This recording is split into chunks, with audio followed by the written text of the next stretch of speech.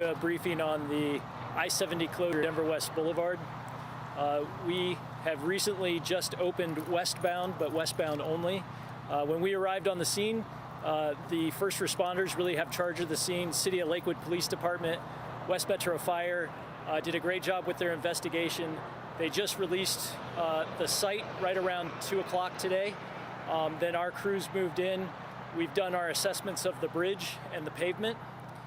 On the bridge, we had our bridge inspectors come out, inspect all of the girder lines, all of the supporting structure. We've examined it for fire damage, for heat.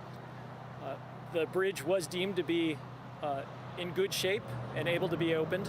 That's when we decided we would open westbound I-70. The pavement condition is not as good.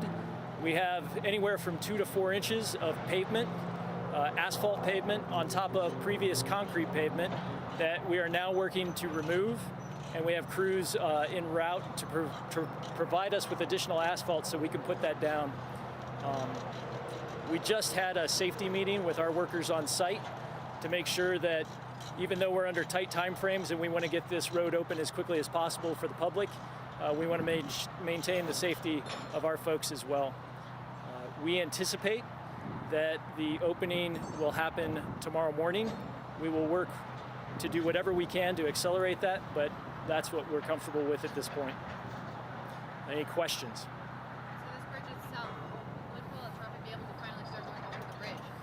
Yeah, so as soon as we can, because of the traffic rerouting, as soon as we can get traffic control plans in place to open that up, that's when we'll open it. And then can you talk a little bit more about how the work that goes into repairing this much damage on the road? Sure, so we've called in our crews from across the state. We've called in contracting crews from other projects to help us complete this as quickly as possible. The first step is really starting to mill out the asphalt, so we've got to remove and see how far down we need to go. That's kind of the unknown at this point. We don't anticipate it's going to be more than 4 inches.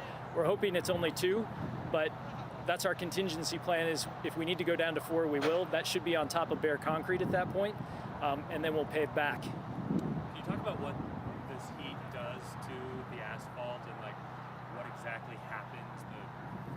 Sure, so the binders and the oil in the asphalt actually break down and degrade. So what you're left with is you can go out there and kick it with your shoe or your boot and dig down asphalt at least a couple of inches. We're hoping that's as far as it went, but we'll take it down to where it's secure.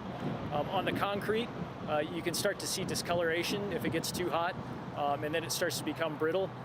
We scrubbed the girders because there is some smoke staining on the girders, but we scrubbed those and found no evidence of that. So we believe that the structure of the bridge, or the integrity of the bridge, is fully there.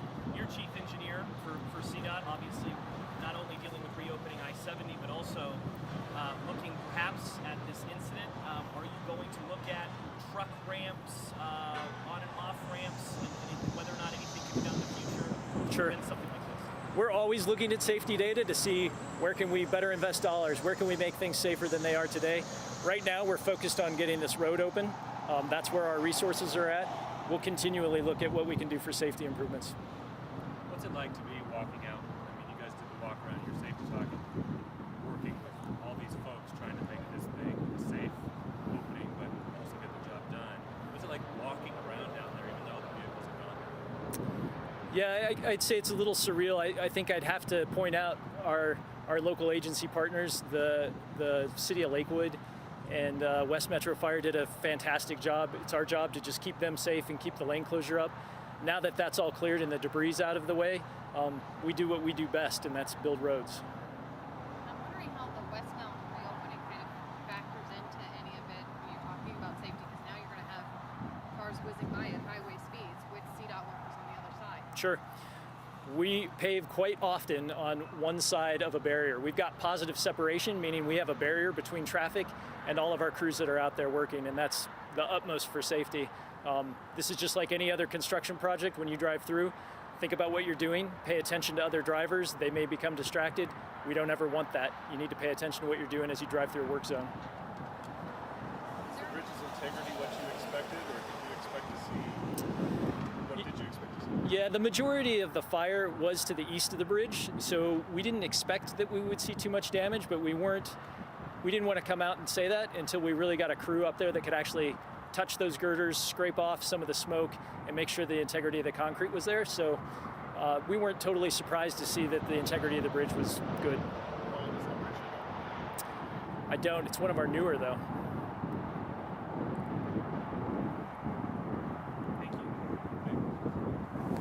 CDOT Chief Engineer Joshua Lakewood with a bit of good news in the midst of what has been just a tragedy of epic proportions here along I-70. We now know that I-70 westbound is open in Metro Denver. Eastbound will remain closed for the foreseeable future, although the timeline now is to get it open perhaps tomorrow morning or by tomorrow morning. We'll have complete coverage on this still developing news story tonight on News at 5 on Fox 31. Jeremy Hubbard, Aristea Brady will bring you complete coverage, as always, complete coverage on our mobile app. For now, reporting in Lakewood, Colorado, I'm Joe St. George. This has been a Fox 31 special report.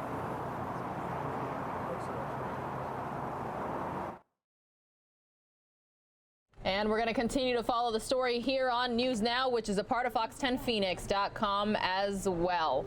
Showing you how the Dow Jones Industrial, the big board, ended trading for the day up 81 points. And we always like ending in the green, not the red, right? Still above the 26,500 mark. A little bit of good financial news heading into the weekend. All right, we got about 22 minutes until Mike Pace rejoins us here on the News Now set. So we're going to head back to San Francisco. If any news breaks across the country, we're going to have you covered there as well. Thanks so much for liking, sharing, subscribing. Please let your friends, your family, your coworkers know about us right here. The more, the merrier.